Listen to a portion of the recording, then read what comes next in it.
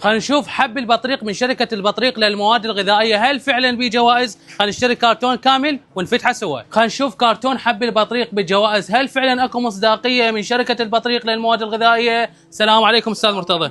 اخوي اعطيني كرتون واعطيني الباقي. تفضل. الله يسلمك. كرتون جوائز حب البطريق، الحب الراقي والطعم ولا ارقى، والجوائز الحقيقية 100% داخل الكرتون. وجهزنا هسه كرتونيا من حب البطريق ونشوف الجوائز هل هي حقيقيه، وشركه البطريق هل عندها مصداقيه. الاحمر من البطريق، خلينا نشوف هذا اول شيء يطلع بيه. الاول فارغ ما بيه شيء، كلش حلو. نجي وين؟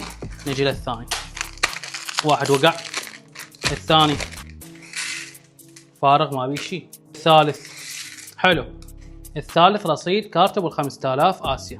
طبعا فتحت ستوني، فتحت ستون لقيت فيه 1000 دينار، فهم راح نخليه. الكرتون من حب البطريق ما يقل عن 70% من الجوائز البي. هذا 5000 دينار، حصلنا 5000 دينار. حلو. نفتح بعد، نفتح بعد، نفتح بعد. هذا ما بي شيء اخوان. نشوف هذا 1000 دينار، حصلنا 1000 دينار. هسه حب البطريق تقدرون تطلبوه عن طريق الارقام الاتيه لوكيل الديوانيه اللي يكون على شارع سيد محيل مقابل مجمع الاميرات السكني. وشركه البطريق للمواد الغذائيه طلقت هذا المنتج، اولا الباكج مالته الاحترافي، بالاضافه الى طعمه الراقي، بالاضافه الى امكانياته الراقيه صراحه حب البطريق، والجوائز القيمه البي. وقريبا راح نسلم ايفون 17 برو ماكس. الثاني طلع لنا بي 1000 دينار، 1000 دينار بي. الثالث،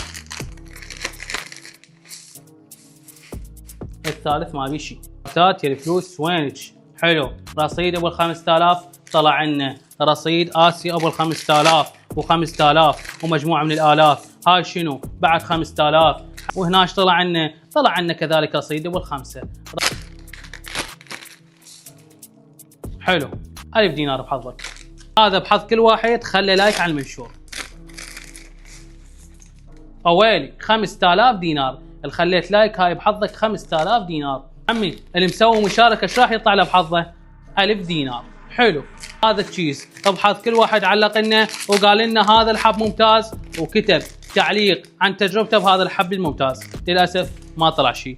هذا بحظ كل واحد خلانا تعليق ونقل تجربته عن حب البطريق. نشوف 5000 دينار بحظك، هم نعمه، بس انت تستاهل اكثر. الان انا محصل ضعف سعره مع كارتات الرصيد ومع الفلوس ال5000 والالاف والارصده على ما اعتقد، يعني مو اكيد.